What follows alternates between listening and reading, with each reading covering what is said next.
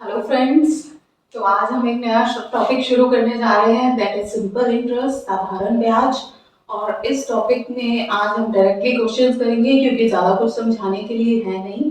फिर भी मैं थोड़ा सा आपको बता देती हूँ क्योंकि ये एक ऐसा टॉपिक है जो हम बचपन से करते आ रहे हैं और आई थिंक बच्चों को काफ़ी क्लियर होता भी है, सिंपल भी होता है। फिर भी स्टार्ट करने के लिए थोड़ा सा हम इसको बता देते हैं, इसकी डिटेल्स। बाकी हम क्वेश्चंस के साथ साथ में तो पूरा डिस्कस करेंगे ही। तो सिंपल इंटरेस्ट का अगर हम फॉर्मूले की बात करें तो सिंपल इंटरेस्ट हमारे लिए क्या होता है, principal into rate into time divide by 100। और अगर इसको दूसरे शब्दों में बात करें तो साधारण ब्याज किसके बराबर होता है, मूलधन गुना ब्याज दर गुना समय और बटा 100। ये होता है इसका फॉर्मूला, राइट। तो हमें कुछ नहीं करना होता, कभी वो हमसे प्रिंसिपल पूछेगा बाकी चीजें दे देगा, कभी रेट पूछेगा, कभी टाइम पूछेगा या कभी ये पूछेगा, और कुछ है ही नहीं उसके पास पूछने के लिए। अब बस हमें क्या करना है, तराजू है मान लो हमारे पास एक, उसके दो पलड़े हमें इक्वल करने हैं, दैट इज इट। वही जो हर फॉर्मूले में होता है कि अगर हमें ये चीजें गिवन है तो ये निकालना है, ये चीजें गिवन है तो ये निकालना है, इसको शफल करके वैल्यूज को किसी भी तरीके से आप फाइनल आंसर पे पहुंचना है। बस खेल कहाँ पर है कि जल्दी से जल्दी पहुंचना है। वो तरीका हम आपको क्वेश्चंस में ही सिखाएंगे। We will avoid this formula. इस क्वेश्चन मतलब इस पूरे चैप्टर में ही हम फॉर्मूला को अवॉइड करने की कोशिश करेंगे। वो सिर्फ हमारे दिमाग में रहेगा, यूज करने की जरूरत नहीं है, क्वेश्चंस में यूज अप्लाई डायरेक्टली नहीं करना उसको, राइट। तो स्टार्ट करते हैं आज का सेशन। फर्स्ट क्वेश्चन हमारे पास क्या कहता है, कितने समय में 8% की वार्षिक दर से साधारण ब्याज मूलधन का 2/5 हो जाएगा, कितने समय में। अब हमें मूलधन का 2/5 हो जाएगा, यानी ये हमारा सिंपल इंटरेस्ट है और ये हमारा मूलधन है, राइट। ये तो हमारा ब्याज की कितने साल के बाद वो हमें बताना है, समय हमें बताना है। और ये हमारा क्या है, मूलधन, राइट। ये हो गया हमारा इंटरेस्ट और ये हो गया हमारा प्रिंसिपल। कितने समय के बाद हमारा ये मूलधन 2/5 हो जाएगा, यानी कितने समय के बाद हमें 5 रुपए पे 2 रुपए मिल जाएंगे ब्याज के रूप में। इस चीज को समझने की ज्यादा जरूरत है। देखो फॉर्मूला अप्लाई करके तो आप कभी भी क्वेश्चंस निकाल सकते हो, वो मुझे सिखाने की जरूरत नहीं है और मैं सिखाऊंगी भी नहीं। इस चीज का मीनिंग हमें समझना है कि क्या है और माइंड में क्वेश्चन करना है, दैट्स इट। ये हमारा मकसद है। अब देखो वो कहता है कि 2/5, इस चीज को हम परसेंटेज में प्रतिशत में बहुत अच्छे से समझ के आए हैं कि इसका मतलब क्या है। इसका मतलब है कि 40%, राइट। या मैं ये लिखूं या मैं ये लिखूं, एक ही बात है, ठीक है। तो वो कहता है कि कितने समय के बाद, अब इस क्वेश्चन को दोबारा से पढ़ो, कितने समय के बाद ब्याज जो है 40% हो जाएगा मूलधन का। मूलधन कितना, वो अपने आप में 100% है, राइट। अब क्या उसने हमें ब्याज दर दी है, ब्याज दर उसने साल की कितनी दी है कि एक साल में हमें मिल रहे हैं 8%।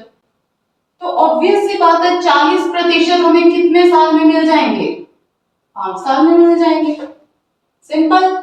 क्या इसमें कुछ करने की जरूरत थी, क्या फॉर्मूला अप्लाई करने की जरूरत थी या कॉपी उठाने की जरूरत थी, नहीं, कुछ नहीं करना है। सिर्फ और सिर्फ ये सिंपल इंटरेस्ट का क्वेश्चन ही नहीं है, एक तरह से सिर्फ ये समझना है कि ये 2/5 है क्या, ये 40% है। ये आपको प्रतिशत के चैप्टर में मैं बहुत अच्छे से बता चुकी हूँ कि ये 40% है। अगर मूलधन 100% है, ब्याज हमें चाहिए कि 40% हो जाए, कितने समय में हो जाए। अगर वो कहता है ब्याज दर एक साल में तो 8% मिल रहा है, तो 40% सीधी सी बात है कि 5 साल में मिलेगा। ठीक है, खत्म, क्वेश्चन खत्म। देखते ही आंसर कर सकते हैं, 5 इयर्स फाइनल आंसर है। चलते हैं। अब वो बोलता है ₹400 की राशि 4 वर्ष में ₹480 हो जाती है। यदि ब्याज की दर 2% बढ़ा दी जाए तो नया मिश्र धन बताएं कि कितना हो जाएगा। मिश्र धन means amount, right. Principal plus interest, that is मिश्र धन, that is amount, simple amount. ठीक है, अब देखो वो क्या कहता है हमें कि 400 रुपए हमारे, जो 400 रुपए हमारे मूलधन था वो 480 रुपए बन जाते हैं कितने साल में? 4 साल में बन जाते हैं। ठीक है, क्वेश्चन में दिया हुआ है, मैंने कुछ नहीं किया फालतू। अब 1 साल में ब्याज के रूप में हमें कितने रुपए मिल रहे हैं? 20 रुपए। 4 साल में तो 80 रुपए मिल रहे हैं, 1 साल में यानी 20 रुपए मिल रहे हैं। तो यहां से हम सीधा सीधा हमें पता चल सकता है कि ब्याज दर क्या है, दिख रही है, कुछ बताने की जरूरत नहीं है, ये मैं करवा चुकी हूँ ये चीजें। 5% है हमारा रेट, ब्याज दर है हमारा इतना 5%। अगर 1 साल में 400 पे 20 रुपए मिल रहे हैं तो 5% हमारा ब्याज दर है, राइट। अब वो कहता है कि 2% से, 5% के हिसाब से तो हमें 80 रुपए मिल ही रहे थे, एक्स्ट्रा मिल रहे थे ब्याज के रूप में। अब वो कहता है कि 2% अगर हम रेट बढ़ा दें, ठीक है, तो हमें कितने मिलेंगे, राइट। तो 2% किस पे बढ़ाएगा वो? 400 पे। 400 पे 2% और ऐड हो जाएगा, कितना? 1% है इसका 4, 2% कितना है? 8, और 4 साल में, क्योंकि 4 साल के लिए बढ़ाना है, तो कितना हो जाएगा? 32 रुपए। यानी 480 तो हमें पहले मिल ही रहे थे, प्लस 32 और मिल जाएंगे। ठीक है, कितना हो गया टोटल? 512।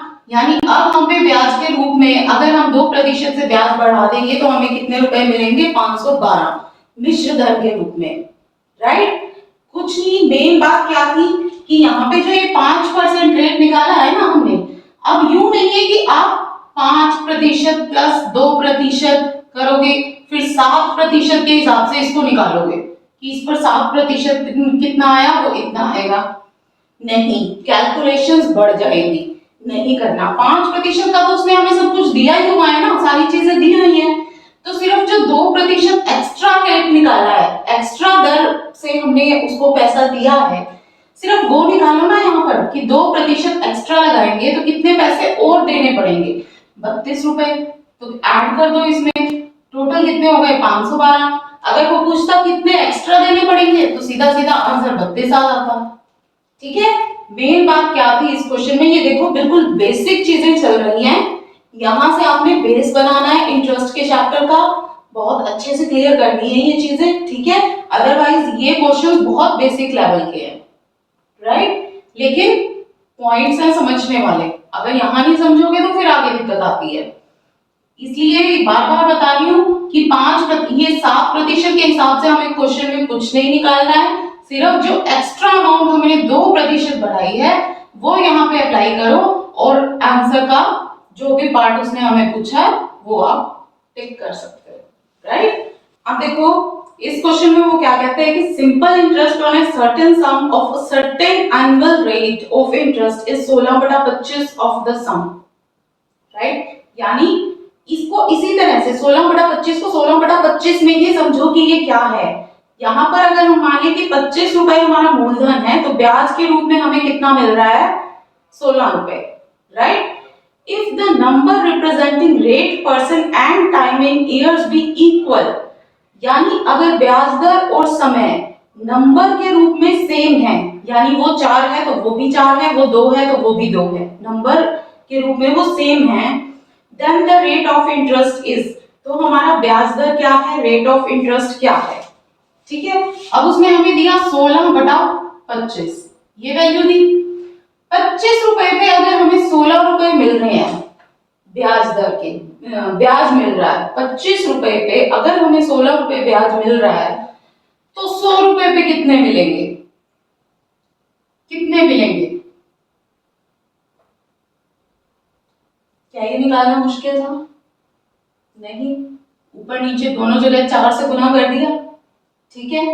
25 पे अगर मुझे 16 मिल रहे हैं, दैट मीन 100 रुपए पे मुझे 64 रुपए मिल रहे हैं, ठीक है।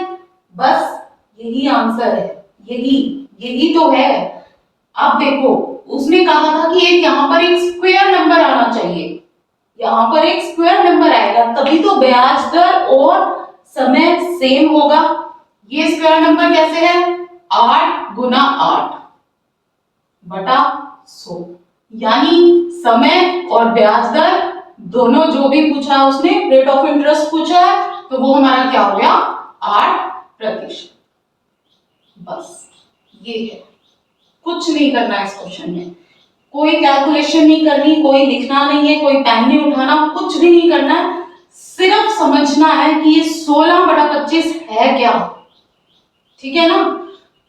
यही देखो, अगर इसको फॉर्मूला पे लेके जाओ, यही चीज तो होती है ना फॉर्मूला में भी, principal into rate into time divide by 100 is equal to simple interest. इस फॉर्मूला को थोड़ा सा मॉडिफाई किया है हमने और कुछ नहीं किया। ये देखो, ये रहा वो 100 जो ये था, ठीक है, ये रहे रेट और टाइम, ठीक है, और ये रहा हमारा सिंपल इंटरेस्ट कि 100 रुपए पे हमें कितने, सॉरी ये 100 रुपए जो है, ये 100 रुपए हमारा ये है मूलधन है ना। 100 रुपए पे अगर 64 रुपए मिल रहे हैं तो दैट मीन सिंपल सी बात है कि 8 ही समय है और 8 ही ब्याज दर है। ये कट जाएगा, 64 और 64 देखो बराबर आ गई इक्वेशन। ये मूलधन था ना हमारा ये वाला 100, ठीक है, समझ गए। तो इसलिए इस चीज की कोई जरूरत नहीं है, ये नहीं करना है। सिर्फ ये देखो कि 25 रुपए पे 16 मिल रहे हैं, तो 100 रुपए पे कितने मिल रहे हैं 64। दैट मीन्स वो एक स्क्वायर नंबर आएगा। क्वेश्चन में हमें गिवन है कि सेम है, तो 8% हमारा, समय पूछा होता तो भी 8 आंसर था, ब्याज दर पूछा है तो भी 8% हमारा आंसर है। चलते हैं, अब देखो नेक्स्ट क्वेश्चन क्या है, सेम है पिछले क्वेश्चन के जैसा, लेकिन थोड़ा सा उसने मोल्ड कर दिया है। बच्चे कंफ्यूज हो जाते हैं, इतने में ही कंफ्यूज हो जाते हैं, लेकिन कुछ भी नहीं है, वही चीज लगाएंगे वैसे ही करेंगे question. Simple interest on a sum of money is 1/16 of the principal and the number of years is equal to the rate % per annum. Rate per annum is same question है, सिर्फ वैल्यूज डिफरेंट है। इस बार उसने क्या कह दिया 1/16।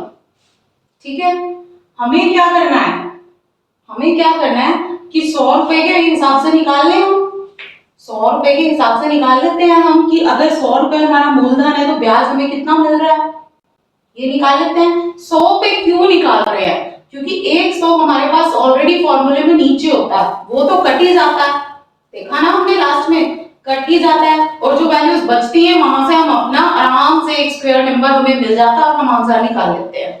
इसलिए हम इसको 100 पे लेके जाते हैं। ठीक है, वो मैं आपको पिछली क्वेश्चन में समझा चुकी हूँ। अब उसने कहा कि अगर मूलधन है 16, ब्याज के रूप में हमें मिल रहा है 1 रुपया, तो इसको 100 पे कैसे लेके जाएंगे, सिंपल सी बात है ना, इसको क्या करो 100/16 से मल्टीप्लाई कर दो और ऊपर भी 100/16 से मल्टीप्लाई कर दो। ठीक है, यही तो है ना, 16 से 16 तो कट गया। ठीक है, अब देखो क्या रह गया हमारे पास, यहां पर बचा हमारे पास 100/16 अपॉन 100, यानी इस बार ये क्या है हमारा ब्याज और ये क्या है हमारा मूलधन, यही है। ठीक है, इतने मूलधन पर हमें ब्याज इतना मिला क्योंकि हमें मूलधन 100 के लेके जाना था, वो हम ले आए। अब ऊपर हमें चाहिए कि एक स्क्वायर नंबर हमें मिल जाए, क्योंकि उसने फिर से कहा कि टाइम और रेट सेम है, तो ऊपर जो हमारा स्क्वायर नंबर है वो क्या है, देखो 10/4, यही है ऊपर वाला। ये तो मूलधन है, ये तो खत्म हो ही जाता है हमारा, इसको तो हम छेड़ते नहीं, पिछले क्वेश्चन में भी ऐसे ही किया है। ये एक स्क्वायर नंबर मिल गया 10/4, यानी कितना हो गया 2.5। अब उसने रेट पूछा है तो रेट बता दो, समय पूछा है तो समय बता दो। ठीक है, ऊपर एक, अगर उसने कहा है कि रेट और टाइम सेम है, ब्याज दर और समय सेम है, तो ऊपर एक स्क्वायर नंबर आएगा ही आएगा। ठीक है, तो वहां से हमारा सीधा सीधा आंसर निकल जाएगा। बस ये कंफ्यूज नहीं होना है कि यहाँ पे 16 दे दिया तो इसको 100 कैसे बनाए, अरे सीधा सीधा बना दो ना, उसको 100/16 कर दो, और क्या करना है उसमें। ठीक है, कुछ नहीं, बस यही बताने के लिए ये क्वेश्चन मैंने उठाया था कि यहाँ कंफ्यूज मत होना। अब देखो नेक्स्ट क्वेश्चन में वो हमसे क्या कहता है कि कोई राशि साधारण ब्याज की किसी वार्षिक दर से 3 वर्ष में स्वयं को 7/6 गुना हो जाती है, ब्याज की वार्षिक दर बताएं। अब इसमें फिर थोड़ा सा ट्विस्ट उसने दे दिया, पूछा उसने रेट ऑफ इंटरेस्ट ही है लेकिन 3 साल में बताया है, और क्या कहा है हमें कि 7/6 हो जाती है। एक बार फिर से हमें सिर्फ इस चीज को समझना है, क्वेश्चन वही है, सेम पैटर्न। अब देखो ये कहता है कि 3 साल में हमारे पास 7/6 हो जाती है, यानी ब्याज का हमें कितना रुपया मिला। इस बार ये जो उसने दी है ना ये 7, ये क्या है हमारा, ये मिश्र धन है, और ये हमारा है मूलधन, राइट। देखो ए सम ऑफ मनी बिकम्स, क्वेश्चन को समझो, कोई राशि साधारण ब्याज की किसी वार्षिक दर से 3 वर्ष में स्वयं की 7/6 गुना हो जाती है। ये सिर्फ लैंग्वेज का फर्क है, लैंग्वेज आपको समझनी है। इस बार हमें ये उसने टोटल दिया हुआ है, 6 था हमारा मूलधन, तो ब्याज को ऐड करके आया है, दैट मींस ये सिर्फ ब्याज नहीं है, ये क्या है हमारा मिश्र धन है, ठीक है। तो दैट मींस ब्याज क्या है वो हम निकाल सकते हैं यहां से। ब्याज अगर मिश्र धन 7 रुपए है, मूलधन 6 रुपए है, तो ब्याज कितना हुआ, 1 रुपया हुआ 6 रुपए पे। ये हुआ हमारा ब्याज, ये हुआ हमारा मूलधन, या फिर कह सकते हैं ये हुआ हमारा इंटरेस्ट और ये हुआ हमारा प्रिंसिपल, ठीक है। इसी तरह ये हुआ हमारा अमाउंट और ये हुआ हमारा प्रिंसिपल, राइट। अब 1 रुपया मिला है उसको 6 रुपए पे मिला है, लेकिन मिला कितने में है, 3 साल में। ये बात यहाँ पर आपको इंपॉर्टेंट है और याद रखनी है, अगर ये मिस कर गए क्वेश्चन में तो फिर आंसर नहीं आएगा। अब 1/6 का मतलब क्या है, ये फिर से हमने परसेंटेज में पढ़ा था, इसका मतलब है 16/2/3, इसका मतलब है 16/2/3 हमें प्रतिशत, इतना रेट हमें मिला है, इतना ब्याज, इतने दर से हमें ब्याज मिला है, 3 साल में मिला है। तो 1 साल में निकालना है तो क्या करेंगे, ब्याज दर 1 साल का ही बताते हैं, तो क्या करेंगे, सीधी सी बात है, इसको 3 से डिवाइड कर देंगे तो हमारे पास 1 साल का आ जाएगा। अब देखो अगर इस चीज को आप सीधे सीधे समझ सकते हो कि इसको डिवाइड करने के बाद क्या आएगा, तो बड़ी अच्छी बात है। देखो यहां से ही हमें ये तो पता चल गया कि ऑप्शन ए या बी में से आंसर आएगा, क्योंकि बटा 9 तो ये हो ही गया, बटा 9 तो हो ही गया, तो ऑप्शन ए और बी में से आंसर आएगा। अब इसको करके भी देख लो, करके भी देख लो क्या प्रॉब्लम है। 16/2/3 क्या हो जाएगा, ये 16/2/9, इसको 3 से, अब देखो इसको 3 से डिवाइड करना है, कैसे करेंगे, 3 पंजे 15, इसको हम ऐसे लिख सकते हैं ना, 15 प्लस 1 2/3 लिख सकते हैं, कोई दिक्कत नहीं है। अब 3 से डिवाइड करेंगे तो ये 5 प्लस इसको 3 से डिवाइड करेंगे तो ये क्या हो जाएगा, 3 5/3 है ये, ठीक है, तो 5/9 हो जाएगा, ये 3 से डिवाइड करेंगे तो क्या आ जाएगा, ये 5/9%। ये हमारा फाइनल आंसर है। बस यही ये थोड़ी सी चीज आपको ये समझनी है कि क्या चल रहा है, कुछ नहीं है, क्वेश्चंस तो बहुत इजी है, लेकिन बेस बनाना बहुत जरूरी है, नहीं तो आगे नहीं बढ़ पाएंगे, फिर आगे फिर वही हम फॉर्मूला पे जाएंगे, फॉर्मूला अप्लाई करते रहेंगे, नहीं, यहाँ आपको कुछ भी करने की जरूरत नहीं है। 7/6 था, मैं फिर से एक बार बता रही हूँ, इस बार ये मिश्र धन है, ब्याज क्या हुआ, 1 रुपया हुआ 6 रुपए पे, लेकिन 3 साल में हुआ, इसका मतलब क्या होता है 16/2/3%। 3 साल में से 1 साल का अगर हमें निकालना है तो बस अभी ये कैलकुलेशन आपको करनी है, और ये भी बहुत आराम से माइंड में कर सकते हो, काफी बच्चे तो कर पाते होंगे, और जिनको प्रैक्टिस नहीं है थोड़ी सी प्रैक्टिस के बाद आप ये भी कर पाओगे, क्योंकि देखो 15 तो 3 से सीधा सीधा जा रहा है, इतना हमको सीधा सीधा दिख रहा है कि 5 वाला आएगा, 6 वाला तो आएगा ही नहीं। अगर यहाँ पर बी ऑप्शन में क्या है, देखो 6 से 5/9, अगर 6 को होता तो यहाँ पे 18 तो कम से कम होना चाहिए था ना, वो तो है नहीं, तो ऑब्वियस सी बात है कि यहीं पे आंसर टिक हो जाएगा, ये तो करने की जरूरत ही नहीं है। 5 जब 15 के 3 हिस्से करेंगे तो वो 5 के साथ कुछ आएगा ना फैक्टर, ठीक है, तो यहीं से ऑप्शन ए आंसर है। ये भी सोचने की करने की जरूरत नहीं है, बस प्रैक्टिस की बात है, तब आएंगे आपके दिमाग में ये चीजें, अदरवाइज नहीं आएंगी। इसलिए बार बार बोलती हूँ कि practice practice practice practice is the key to your success, to your final destination. Practice को मत छोड़ना, कितना भी समझ लो आप, किसी भी टीचर से समझ लो, अगर आप प्रैक्टिस नहीं कर रहे हो तो कोई भी फायदा नहीं है किसी भी चीज का। बार बार प्रैक्टिस करनी पड़ेगी, तभी चीजें माइंड में आएंगी, तभी स्पीड बढ़ेगी। ओके, तो आज का सेशन यहीं तक था। काफी बेसिक चीजें मैंने आपको बता दी और मुझे लगता है कि क्लियर भी होंगी। लेकिन हाँ, एक छोटा सा आपका लाइक और एक प्यारा सा कमेंट अगर आप कर दोगे तो मुझे बहुत मोटिवेशन मिलेगा कि हाँ, मैं बच्चों तक पहुंच पा रही हूँ। तो प्लीज लाइक करें, कमेंट करें और शेयर जरूर करें वीडियो को। और अगर अच्छा लगता है तो चैनल को सब्सक्राइब भी जरूर करें। मिलते हैं नेक्स्ट वीडियो में, आगे कंटिन्यू करेंगे यही चैप्टर। तब तक के लिए थैंक यू एंड सब्सक्राइब दोस्त गुरु।